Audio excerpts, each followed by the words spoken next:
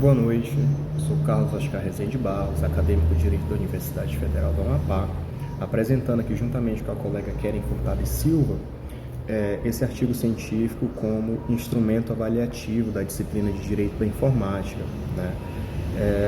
Professor orientador está sendo o Dr. Raul José de Galá de Oliveira. Nosso artigo tem como título a Lei Carolina Dickmann e a proteção jurídica contra crimes cibernéticos próprios no Brasil. Partindo inicialmente para um breve resumo, o artigo ele parte de uma pergunta-problema que nós fixamos inicialmente, que seria justamente como a Lei 12.737 de 2012, a Lei Carolina Dickmann, contribui para a proteção jurídica contra crimes cibernéticos próprios no Brasil, diante do aumento da vulnerabilidade digital, certo? Então, a pesquisa examina a legislação brasileira, especialmente a Constituição Federal de 88 e a própria Lei Carolina Dickmann, e realiza comparação com a legislação portuguesa, fazendo essa relação do direito comparado em relação à Lei 109 de 2009, conhecido como a Lei do Cibercrime lá de Portugal. Então, também vão ser analisadas doutrinas nacionais, doutrina portuguesa, jurisprudência brasileira, jurisprudência portuguesa e o impacto da pandemia da Covid-19 no aumento dos crimes digitais e essa relação desse aumento com a Lei Carolina Dickmann. A conclusão principal é que a Lei Carolina Dickmann representa um instrumento fundamental de proteção penal contra invasões de dispositivos informáticos, embora ainda apresente alguns pontos que precisam de aperfeiçoamento, principalmente em relação à exigência de violação de mecanismos de segurança e alguns outros pontos que serão abordados mais à frente. Partindo agora para a introdução aqui, dessa nossa apresentação, a gente tem que a nossa sociedade, enquanto sociedade moderna, passou por uma intensa transformação com o avanço da tecnologia. A internet, os celulares, os computadores, os bancos de dados digitais e as redes sociais se tornaram parte essencial da nossa vida mesmo, pessoal, profissional, econômica, até institucional, a exemplo do próprio trabalho que está sendo apresentado aqui. Então, com isso, a tecnologia deixou de ser só uma ferramenta e passou a ser um espaço onde a gente exerce direito, onde temos obrigações, onde se armazenam informações privadas e se desenvolvem, querendo ou não, relações jurídicas mesmo. Como todo novo avanço, surgiram novos riscos. A invasão de dispositivos, o acesso indevido a dados, a exposição de imagens íntimas, a destruição de arquivos, a adulteração de informações, passaram a desafiar o direito como um todo, mas principalmente o direito penal, que era muito tradicional até então. Nesse contexto, surge a necessidade de normas específicas para proteger a intimidade, a vida privada, o sigilo de dados e a segurança informacional. É justamente nesse ponto que se insere a Lei Carolina Dickmann, que introduziu o artigo 154A no nosso Código Penal brasileiro. Então, a gente vai tratar, agora já partindo para o nosso desenvolvimento, sobre a Lei Carolina Dickmann propriamente dita, que é a Lei 12.737 de 2012. Ela surge justamente em razão dessa necessidade que a gente expôs anteriormente de tipificar condutas praticadas diretamente contra dispositivos informáticos, certo? Antes dessa lei, muitas condutas eram enquadradas de forma forçada em crimes tradicionais, como furto, dano, violação de segredo, estelionato, mas esses tipos penais nem sempre eram adequados para proteger dados digitais e sistemas de informática. A lei ficou conhecida como Lei Carolina Dickmann em razão do caso envolvendo a atriz Carolina Dickmann, que teve seu dispositivo eletrônico invadido, arquivos íntimos divulgados indevidamente, certo? E apesar dessa legislação ter surgido em resposta a um caso de grande repercussão, a importância dela vai muito além desse episódio, desse fato. Então, é justamente porque ela passou a proteger juridicamente qualquer vítima de invasão de dispositivo informático, certo? Então, o artigo 154A do Código Penal criminaliza a conduta de invadir dispositivo informático alheio, independente de estar conectado ou não à internet, mediante violação indevida do mecanismo de segurança, com a finalidade de obter, adulterar ou destruir dados ou informações, ou instalar vulnerabilidade no próprio aparelho, né, para obter qualquer tipo de vantagem ilícita. A nossa base normativa nacional, né, começa pela Constituição Federal de 88, que, apesar de não prever expressamente nada daquilo que a Lei Carolina Dickmann trouxe de forma tão específica, né? No artigo 5º, inciso 10, a gente já tem previsto essa proteção à intimidade, vida privada, à honra, à imagem das pessoas, certo? Já o artigo 5º, inciso 12, protege o sigilo de correspondência, das comunicações e dos dados. Então, já havia na Constituição Federal essa proteção que a gente está tratando aqui, certo? Com o surgimento dessa necessidade, né, de uma legislação mais específica, aí veio sim a Lei 12.737 de 2012, que alterou o Código Penal e criou o crime de invasão de dispositivo informático, né? Vale citar aqui também os artigos 154B, né, que trata de ação penal, o artigo 266 sobre interrupção ou perturbação de serviço informático, né, e o artigo 298, que equipara o cartão de crédito ou cartão de débito a documento particular para fins penais, que foram também 3 outras alterações que vieram junto da Lei Carolina Dickmann, tá? Como a gente já fez essa análise da legislação nacional, a gente parte agora para uma análise da base normativa portuguesa, né? A gente selecionou justamente a base normativa de Portugal, porque tem uma semelhança muito grande em relação à nossa legislação. Portugal trouxe em 2009, né, a lei do cibercrime, que é a Lei 109 de 2009, que trata de crimes como acesso ilegítimo, falsidade informática, dano relativo a programas ou dados informáticos, sabotagem informática, interceptação legítima, né? A legislação portuguesa tem essa vantagem de ter sido trazida anteriormente, mas quando a gente coloca na balança, a gente percebe que está bem equilibrado, porque apesar da Lei Carolina Dickmann ter sido trazida posteriormente, ela traz um arcabouço assim, muito mais robusto, uma normatização muito mais específica, né? E que consegue se adequar melhor, consegue se adaptar melhor aos casos do dia a dia, ao passo que a legislação de Portugal, por ter sido elaborada antes, né, por ter se antecipado, acaba dando muito margem, dependendo muito de interpretações, da subjetividade, né, da forma como o juiz vai flexibilizar a norma para aplicar a cada caso concreto, né, isso no contexto, né, da criação da respectiva norma, certo? Considerando que tanto a nossa legislação quanto a legislação de Portugal já passaram por atualizações, certo? Partindo agora para a base doutrinária nacional, né, a gente traz 3 principais autores, né, 3 principais obras, na verdade, né, sendo uma delas de Rogério Greco, outra de Guilherme de Souza Nucci e uma de Damásio de Jesus em parceria com José Antônio Milagre, né? Damásio de Jesus e José Antônio Milagre, eles trazem a obra Manual de Crimes Informáticos, onde eles explicam que a criminalidade digital deve ser compreendida dentro da sociedade de informação, né? Para eles, com esse advento da tecnologia, a informação se tornou um ativo essencial, né?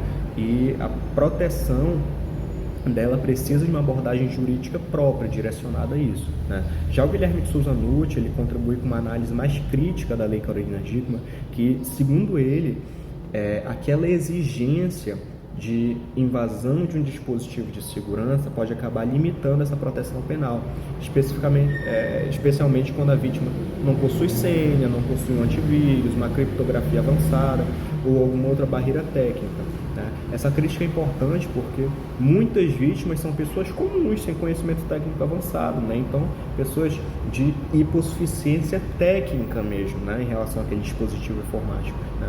Por isso, o nosso trabalho defende o conceito de que o mecanismo de segurança de que trata a legislação, ele deve ser interpretado de forma ampla, né? Abrangendo senha simples, bloqueio de tela, autenticação, biometria, né, ou qualquer outra barreira razoável de proteção, e não apenas um sistema de segurança, né, que protege aquela rede de dados, aquele dispositivo, algo nesse sentido, né? O Rogério Greco, por sua vez, ele já contribui para a análise dos elementos do tipo penal. Ele destaca a importância de verificar se houve dispositivo alheio, ausência de autorização, violação de segurança, finalidade específica de obter, adulterar ou destruir dados. Então, ele contribui muito também nesse sentido, certo? Os três autores se complementam, e ajudam a compreender a Lei Carolina Dickmann sobre perspectivas complementares, perspectiva tecnológica, constitucional, dogmática e etc. Certo? Dando continuidade à explanação inicial, eu, Keren Furtado, primeiramente gostaria de saudar nosso estimado professor Dr. Raul Galadi, da Universidade Federal do Amapá, que contribui para discussões cruciais da nossa disciplina de Direito da Informática. Assumo agora a palavra para aprofundarmos a nossa análise rumo ao direito comparado e à jurisprudência, culminando na nossa conclusão sobre o tema. A fundamentação teórica desta análise parte da doutrina portuguesa, representada por Manuel da Costa Andrade e Rita Neves Castanheira, que defendem que a criminalidade digital não ameaça apenas o patrimônio, mas atinge a liberdade, a personalidade e a confiança social. O conceito central aqui é a autodeterminação informativa, que assegura ao indivíduo o controle sobre seus próprios dados e comunicações. Sob essa ótica, a invasão de um dispositivo não é apenas uma falha técnica, mas uma violação da própria extensão digital da personalidade humana. Embora Portugal tenha se antecipado com a lei do cibercrime em 2009, o modelo brasileiro é considerado mais detalhado e operacional no que tange a invasão de dispositivos, pois organiza a conduta em diferentes níveis de gravidade e finalidades específicas. Complementando a teoria, a jurisprudência brasileira demonstra como os tribunais têm enfrentado essas violações na prática. O Superior Tribunal de Justiça, por exemplo, já reconheceu a gravidade da exposição pornográfica não consentida, permitindo medidas como a exclusão de conteúdos de resultados de busca para proteger a intimidade da vítima. No âmbito criminal, decisões do Tribunal Regional da Primeira Região destacam que, embora não utilizem violência física, os crimes cibernéticos possuem potencial de reiteração e perpetuação do dano enquanto circulam nas redes.